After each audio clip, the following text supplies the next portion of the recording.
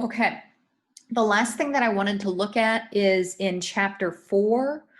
Um, there is it talks about the different parts of chemical equations.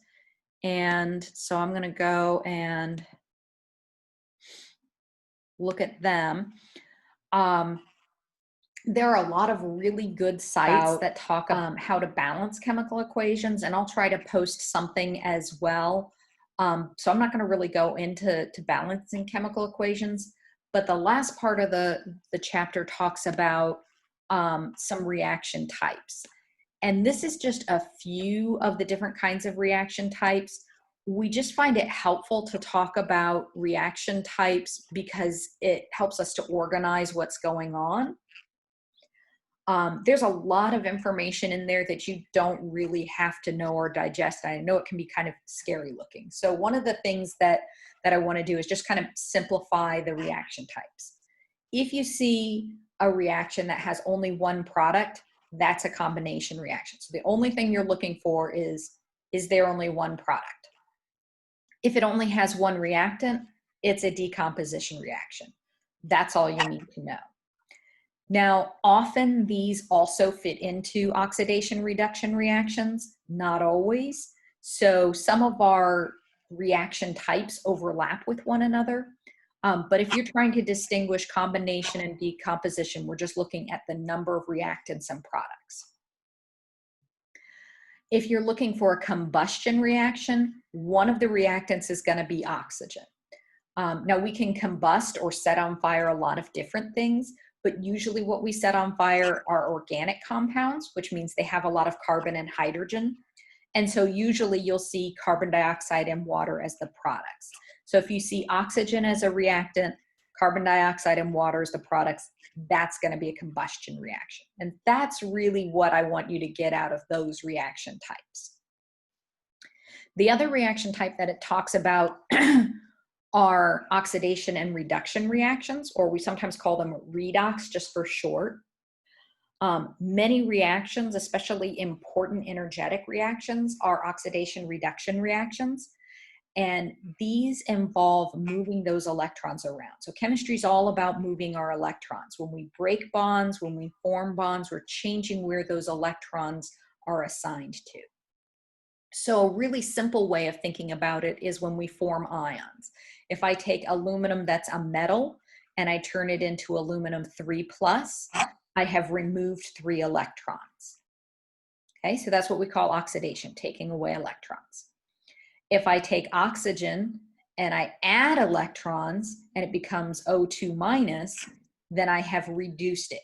So when we're adding electrons, it sounds weird to call it reducing, but we call it reducing because the charge goes down. So this is a reduction. Now they have to happen in combination because the electrons that I took from aluminum have to go somewhere, and the electrons that I gave to oxygen have to come from somewhere. Your book goes into a lot of detail about half reactions and balancing those half reactions and making things line up, and we're not going to worry about doing that kind of thing. So as you're looking through the oxidation reduction section, I'd like you to recognize that if we have a change in charge, like you can see from neutral to positive or neutral to negative, that's an oxidation and a reduction. Okay. The other way we can do this is by changing what's attached to it. And the ones we're going to focus on are oxygen and hydrogen. So obviously, oxidation means we're adding oxygen. That's where the term originally comes from. So if I add oxygen, it's oxidized. If I remove oxygen, it's reduced. That's another way you can think of reduced, is I'm reducing the number of oxygens. Hydrogen kind of works in reverse. If I remove hydrogen, it's oxidized. If I add hydrogen, it's reduced. So this is the gist of what you need to know from that section. You don't need to know, this chemical forms that chemical, and when I have a ketone, it turns into an alcohol, or when I have an acid and it turns into an aldehyde. Don't worry about any of those things. You just need to be able to recognize if I can see that the charge is changing, it's an oxidation reduction. and I can look at how many oxygens and how many hydrogens are there. All right, so if I look at CH4, remember that's methane, and I turn it into CO2, I'm going to, so would I consider that, that second bullet point there, would I consider that an oxidation or a reduction?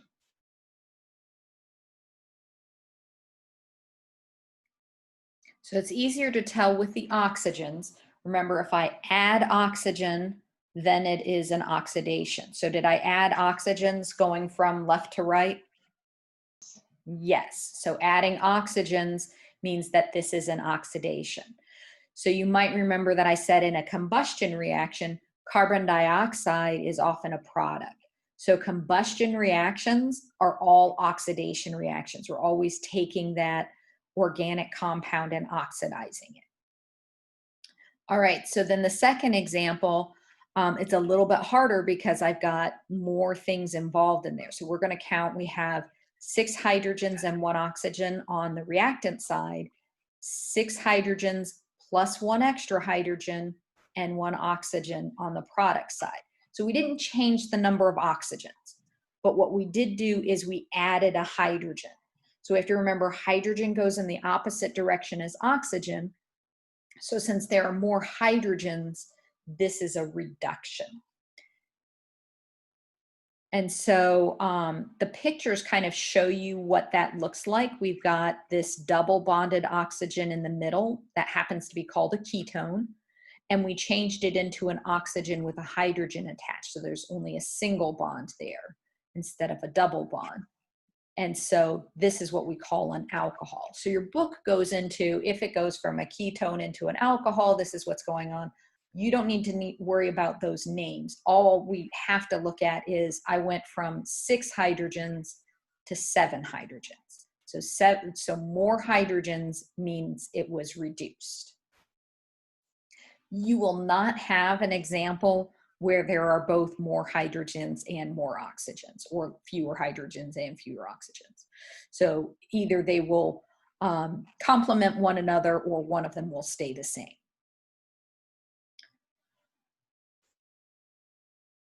All right. You don't need to be able to predict the product. So I'm not going to give you the first half and say, okay, if this is oxidized, what does it form? You don't need to worry about that. And you don't, like I said, you don't need to know ketones versus alcohols versus all of that stuff. There are a couple of equations in there that are kind of fundamental to talking about living things. And you may have seen them before. And those two are respiration and photosynthesis. And they're kind of the opposites of one another. So those two, you should be able to recognize what they are. Just be able to, if I give you the equation, say, that's photosynthesis or that's respiration. So make sure you take a look at those. Okay, so the reason why it's important to recognize redox reactions is because they do so many important things. As I mentioned, they're really energetic. So we use them in batteries. So we, on the left-hand side here, we have a battery that has, I think this is an alkali battery. So this might be your normal C battery or D battery or whatever. And it's got lots of different things in there. But we have elements like manganese with an oxygen on it and a carbon. And so by changing the number of oxygens that are on the manganese and on the carbon, we can oxidize or reduce different things. And so by oxidizing and reducing things, we change that energy. On the other side, we have lithium, and it works in a different manner rather than being wrapped around in a circle like the first one is. It's more in a line, but we still have things that are being oxidized and reduced. And so it turns out that each element gives off a different amount of energy when it's oxidized or reduced. And then we also have to pay attention to weight, because you wouldn't want a cell phone that was super heavy. You want your cell phone to be kind of lightweight so that it doesn't become a burden to carry that around.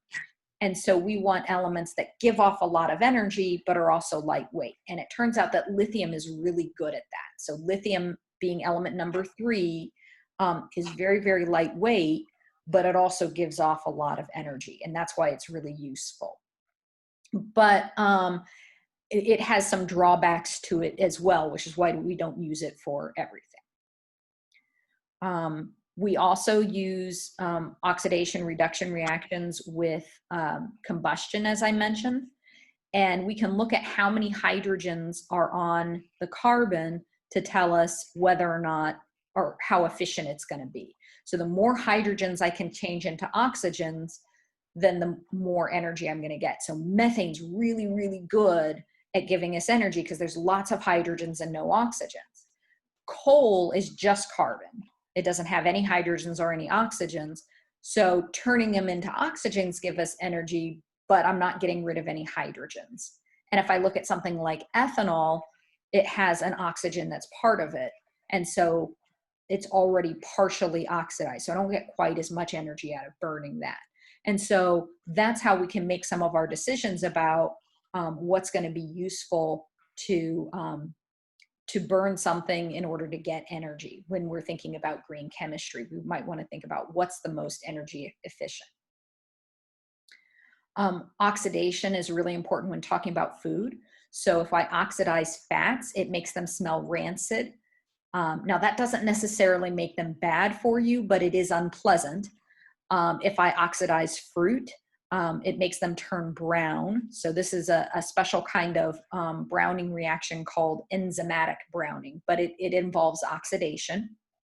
And then we also have oxidation that goes along with food spoilage. So it's really important when we want to keep our foods fresh to make sure that we minimize the amount of oxygen that's present. So we might put them in sealed containers rather than leaving them open in the refrigerator. And then sometimes people will use those like shrink wrap things that'll pull out the extra air, and that really keeps that oxygen from oxidizing those foods.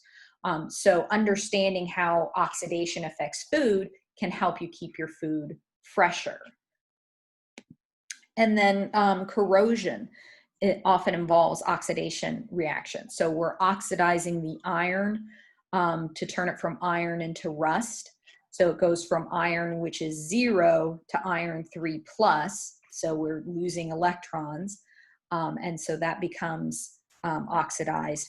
And then limestone is often oxidized by acid rain. So acid rain has nitric acid in it or sulfuric acid in it. And both of those have lots of oxygens in them. And those oxygens can react with the coatings and the different minerals and things like that and cause reactions there. So understanding where those oxidizing agents are coming from can help us to understand how we are protecting or not protecting things like gravestones and statues and buildings and things. Okay, so I've gone through a couple of things today that are not really emphasized in your book. And I've tried to highlight the things that you don't really need to know in the book versus the things you do need to know in your book. Now, I think in the book, it talks about Vesper theory, where you actually figure out what the different shapes are of the molecules. And I'm not going to ask you the different shapes. So I'm not going to say, is this linear? Is it tetrahedral? Is it trigonal, pyramidal? I'm not going to ask you any of that. The only thing I want you to be able to do is tell me, does the central atom have dots on it? And if it does have dots on it, it's probably polar. So any questions?